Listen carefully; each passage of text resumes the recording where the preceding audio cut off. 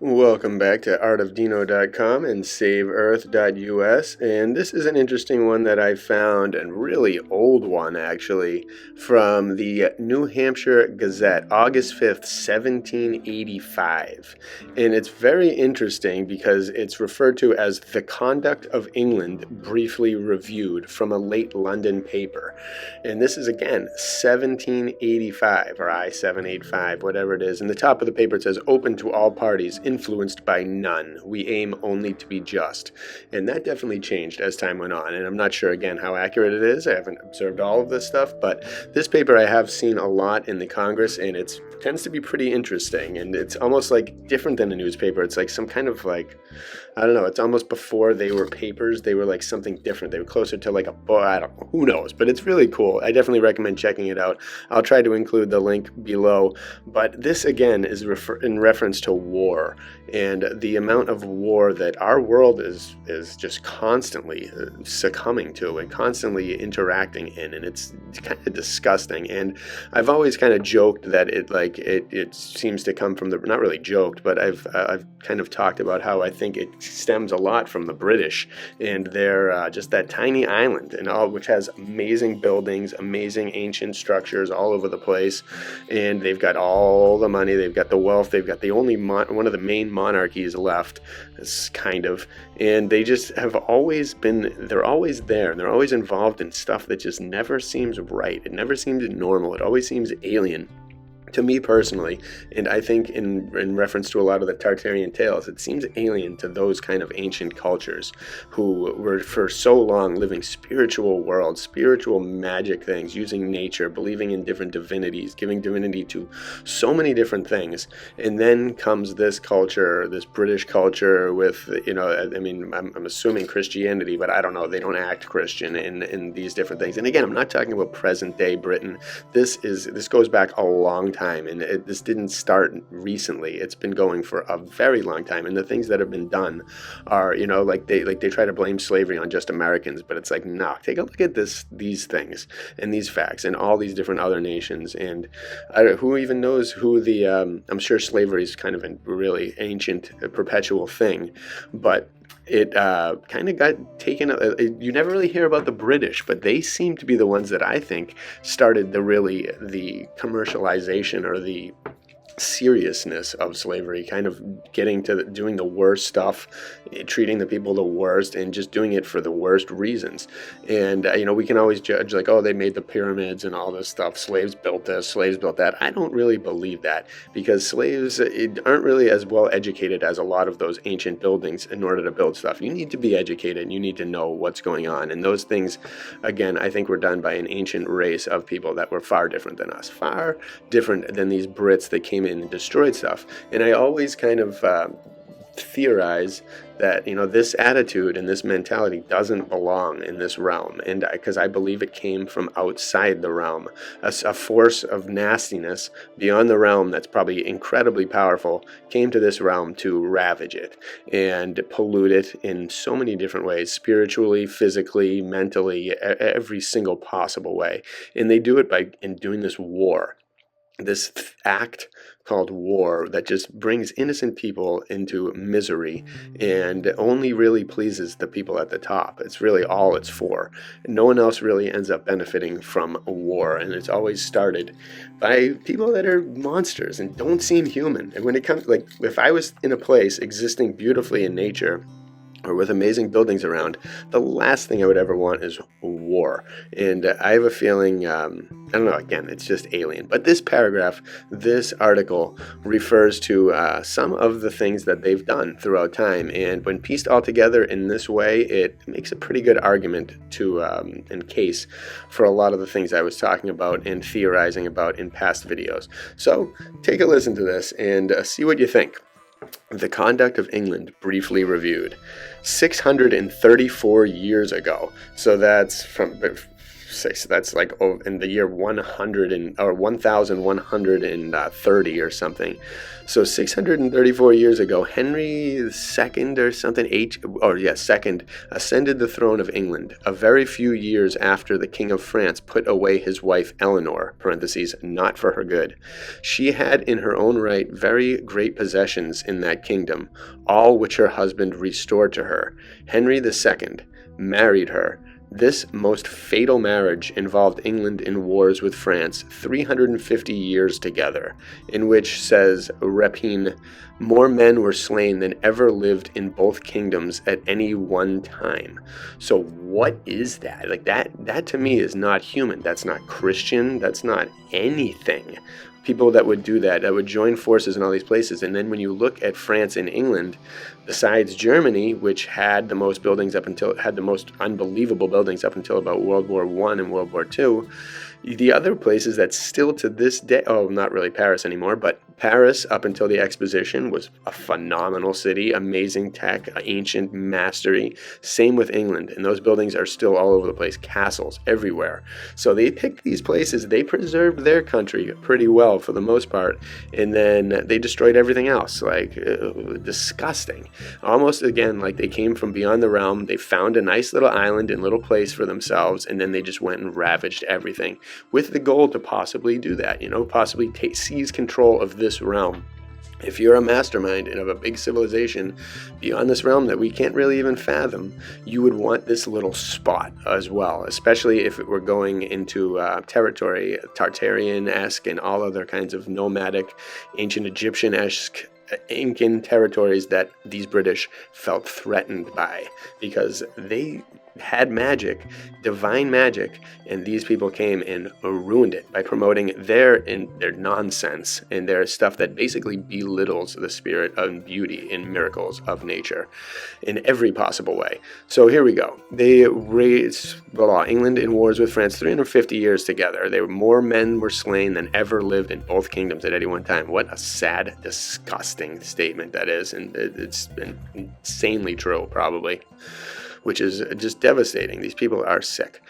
Were sick. Fortunately, we were beat out of it in the reign of King Henry VI, but during this period, the wars of France were not enough for us, and therefore an army was raised and conducted by Richard I to the Holy Land to take Jerusalem. Again, boom, they just need to keep going. His return through Germany, he was seized and lay 2 years in a closed prison, was ransomed, and again renewed his wars with France, as did many of his successors, particularly Edward III and Henry V. The latter, when dying at Sanil, wished only to live to recover his Holy Land. His Holy Land. And so they must have done research to find out what the most valuable place that would just cause the most war for the longest period of time. And it's still going today. So they picked the right spot, and they created the information surrounding it to continue it hundreds and hundreds of years, literally to today. Such has been, in brief, the madness and restless temper of the British nation for 350 years. These matters being settled, they then turned their swords upon themselves, under the houses of York and Lancaster, and rivers of blood were shed in that dispute. God knows what that was all about. Soon after, by the help of the compass, America was discovered in 1492, as also the passing round the Cape of Good Hope to Asia. So they found 2 new places to wage war on. This is just amazing for these people, these sick losers of ancient England. England now had a new scene of raping to act and to indulge themselves in. They were one of the first to make a discovery. In the New World, they fought, they conquered, and killed the natives of North America, who were most likely amazing. And it makes sense that they were the ones that did it. And I wouldn't be surprised if people that emigrated to America were hearing stories of this war, the truth about this war, and that probably led to the revolt as well. They were probably meeting natives that were still around, and they were hearing these stories about what the British did, how they destroyed this entire country and just ravaged it in so many different ways, took a glorious, possibly empire, and put it back to the Stone Age, pretty much, put it back to the native kind of era where it where they wanted it to be. They wanted it to be a place where they could come and colonize and start fresh with new resources and things like that. So they did whatever it took to get it back to that state.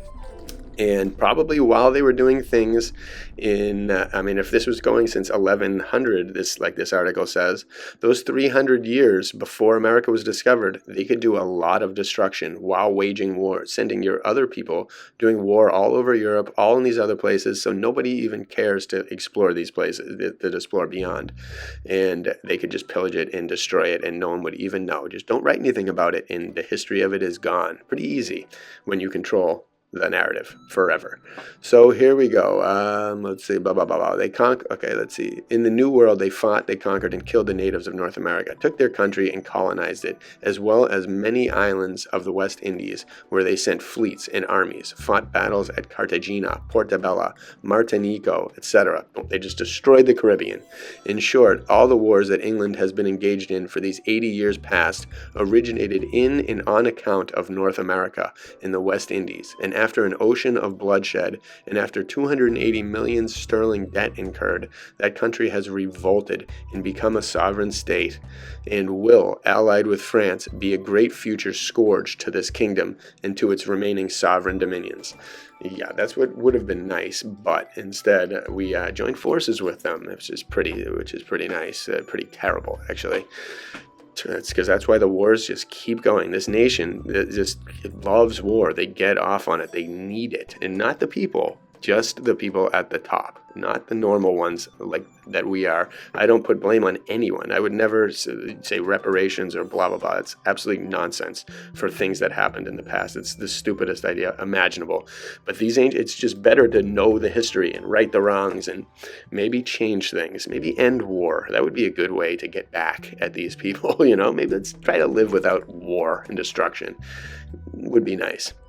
Here we go. Turning from America, let us view British conduct in Africa, at Senegal, Congo, Angola, Sudan, etc., where their practice is much worse than shedding blood, for they carry into slavery hundreds and thousands of its unhappy people to the West Indies, where they and their posterity are doomed to everlasting slavery.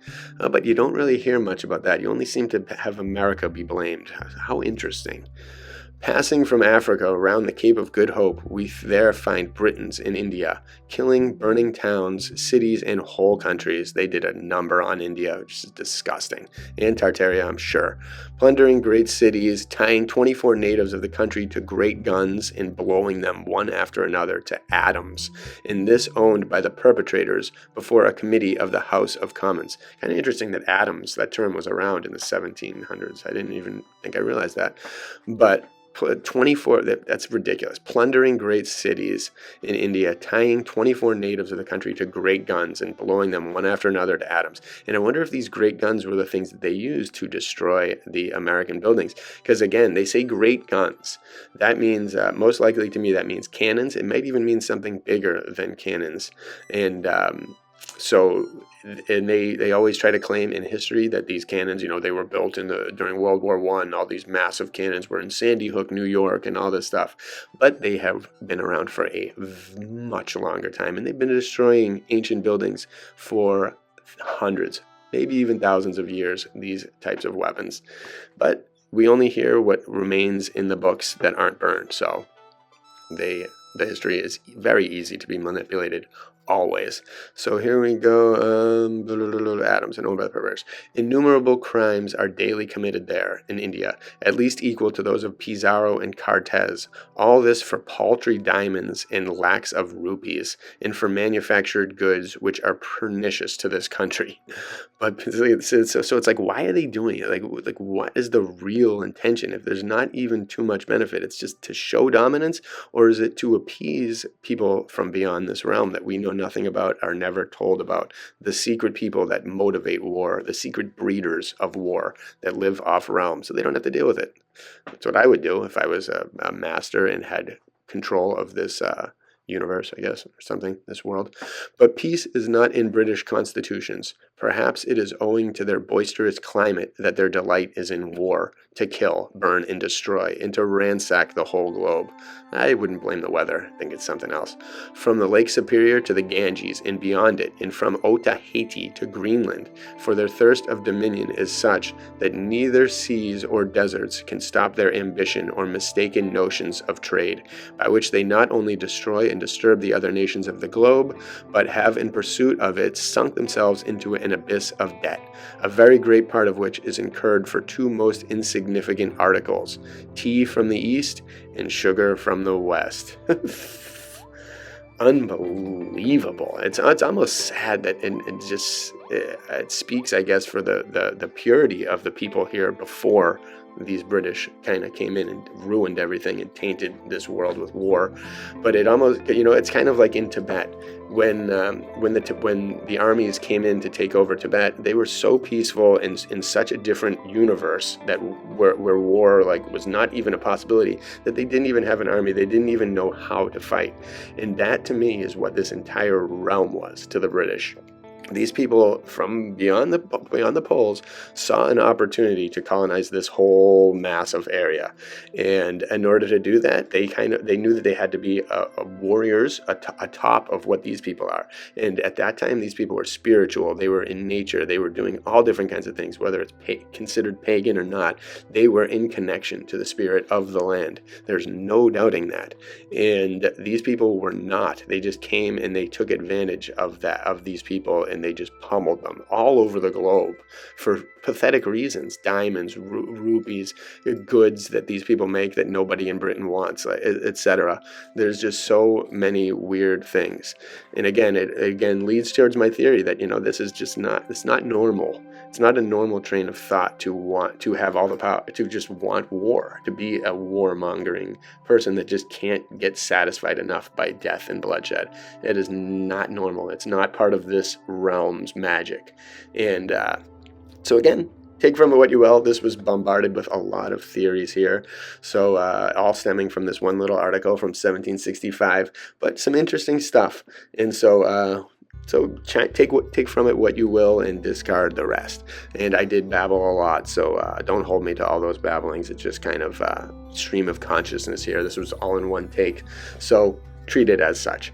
And again, I love everyone. I hate war. So I hope we can all together in this present day come to an agreement and come to a realization that it is no longer necessary. And if we can get these people that continue to push it this long, continue still to this day, if we can get them out of positions of power, we will all be much better for it. So hopefully we can work together and do that. We, the people, when they join together, can do anything. And we need to take the spirit back and end war, end this destruction, end all this stuff. We should all be joined together in harmony, in universal harmony, working together for a better world. That's what it was back in the day, probably before these people from this article came and tainted this beautiful realm terribly. So they probably closed off the doors too. I wouldn't be surprised if they did that. They are the ones that closed off this realm from the rest of the outside world that they probably either dominate in or got kicked out of. I wouldn't be surprised. I would hope to believe that they got kicked out and they're just here now, just taking out their thing. And maybe someday someone from beyond the realm will come and help us out. Who knows? All speculation, a lot of imagination. We don't know. We just take it day by day and see what happens next. So, again, bless you all from artofdino.com and saveearth.us.